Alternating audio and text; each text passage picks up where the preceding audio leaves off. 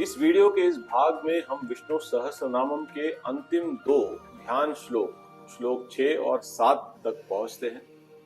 ये सुंदर ध्यान श्लोक इस पावन क्रम का समापन करते हैं और हमें मुख्य विष्णु सहस्रनामम के पाठ के लिए तैयार करते हैं।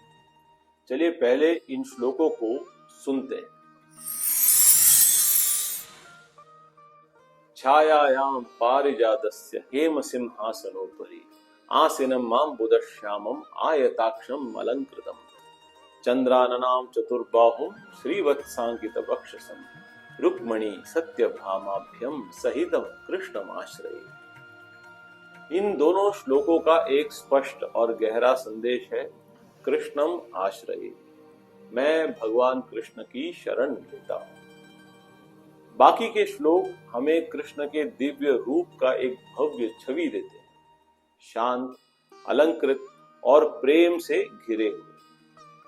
पहली पंक्ति है छायायाम पारिजातस्य, पारिजात वृक्ष के छाया में।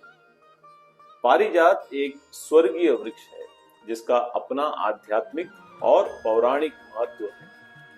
इसके फूल सफेद पंखुड़ियों के साथ नारंगी डांडों के होते हैं और रात में खिलते हैं। सुबह होने से पहले वो फूल गिर भी जाते हैं। इन्हें इंग्लिश में कोरल जैस्मिन भी कहा जाता है।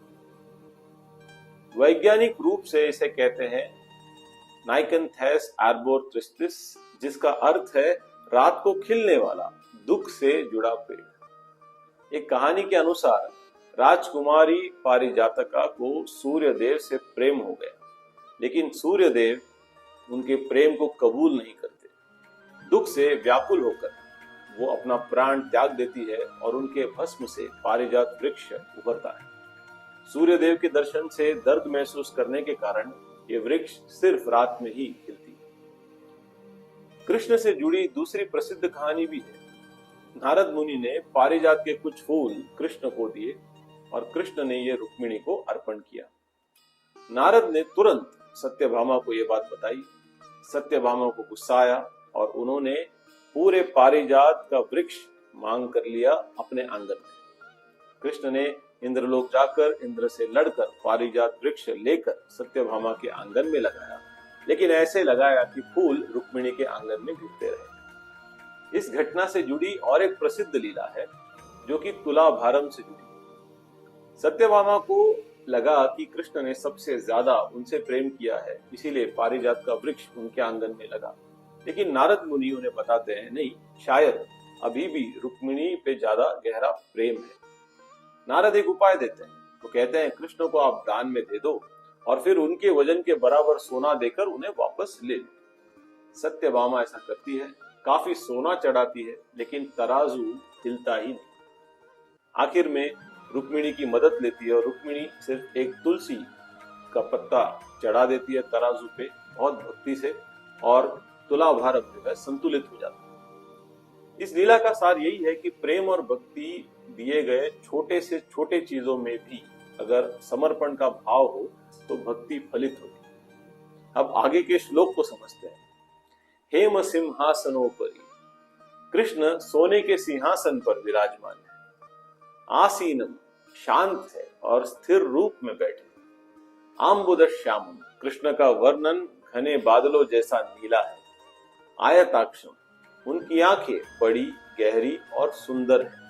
अलंकृतम, भगवान दिव्य आभूषणों से अलंकृत है। चंद्राननाम, उनका मुख चंद्रमा जैसा शांत और तेजस्वी है। चतुर्बाहों, उनकी 4 भुजाएं हैं जिनमें दिव्य आयुध है। श्रीवत्सांकित वक्षम, उनके वक्षस्थल पर श्रीवत्स का चिन्ह है, लक्ष्मी जी का प्रतीक। रुक्मिणी सत्यभामाभ्यम सहितम, उनके पास उनकी 2 प्रमुख पत्नियां हैं, रुक्मिणी और सत्यभामा।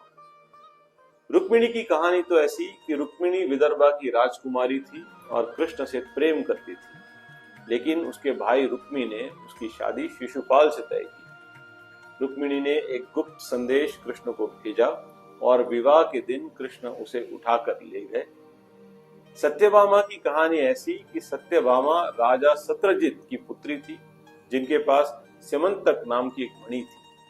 कई घटनाओं के बाद ऐसी गलतफहमी हो जाती है कि कृष्ण ने उसे चुराया। कृष्ण सच साबित कर देते हैं और फिर सत्यभामा से विवाह कर देते हैं। सार में यह श्लोक कहता है, मैं कृष्ण की शरण लेता हूं, जो पारिजात वृक्ष के नीचे सोने के सिंहासन पर विराजमान है, जो मेघ जैसे नीला वर्ण रखते हैं, जिनकी आंखें बड़ी और सुंदर हैं, जो अलंकारों से सजित है, जिनका मुख चंद्रमा जैसा तेजस्वी है, जिनकी 4 भुजाएं हैं, जिनके वक्ष स्थल पर श्रीवत्स का चिन्ह है, और रुक्मिणी और सत्यभामा के साथ जो विराजमान है।